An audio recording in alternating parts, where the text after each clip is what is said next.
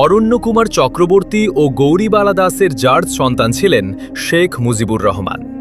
2 বছর বয়স পর্যন্ত শেখ মুজিবের নাম ছিল দেবদাস চক্রবর্তী। কলকাতা সিভিল কোর্টের উকিল মিস্টার চণ্ডীদাস। তার এক মেয়ে ছিল যার নাম গৌরীবালা দাস।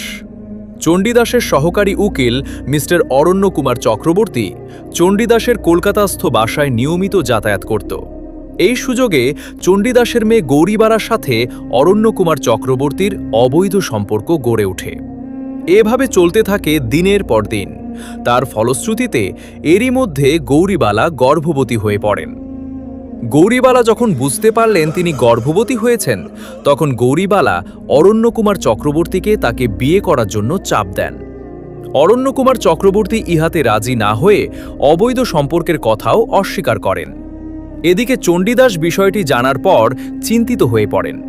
এরই মধ্যে গৌরীবালা 12 ডিসেম্বর 1920 তারিখে একটি পুত্র সন্তান জন্ম দেন।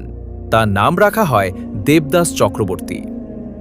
চণ্ডীদাস অরণ্যকুমার চক্রবর্তীকে গৌরীবালাকে উঠিয়ে নেয়ার জন্য চাপ দিতে থাকেন, কিন্তু অরণ্যকুমার রাজি হন না। এরই মধ্যে গৌরীবালার ছেলে দেবদাস বয়স 2 বছরে উন্নীত হয়। চণ্ডীদাস হতাশাগ্রস্ত হয়ে পড়েন এবং ভীষণ অসুস্থতা বোধ করেন। চণ্ডীদাসের বিশ্বস্ত মহুরী শেখ লুৎফুর রহমান ছিলেন একজন নিম্নবিত্ত পরিবারের সন্তান। তার বউ 2 মেয়ে রেখে মারা যায়। চণ্ডীদাস মেয়েকে নিয়ে সমাজে মুখ দেখাতে পারছেন না।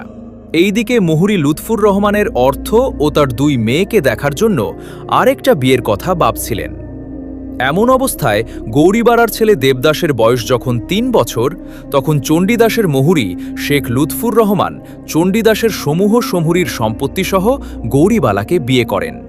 তখন এফিডেভিট করে গৌরীবালার নাম রাখা হয় ছাহেরা বেগম এবং ছেলের নাম রাখা হয় দেবদাস চক্রবর্তীর পরিবর্তে শেখ মুজিবুর রহমান।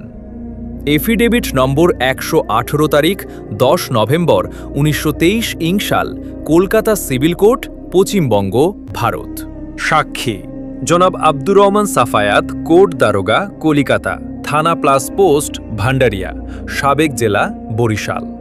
শ্রী অনিল কুমার, কোর্ট দারোগা, সাবেক জেলা, বরিশাল।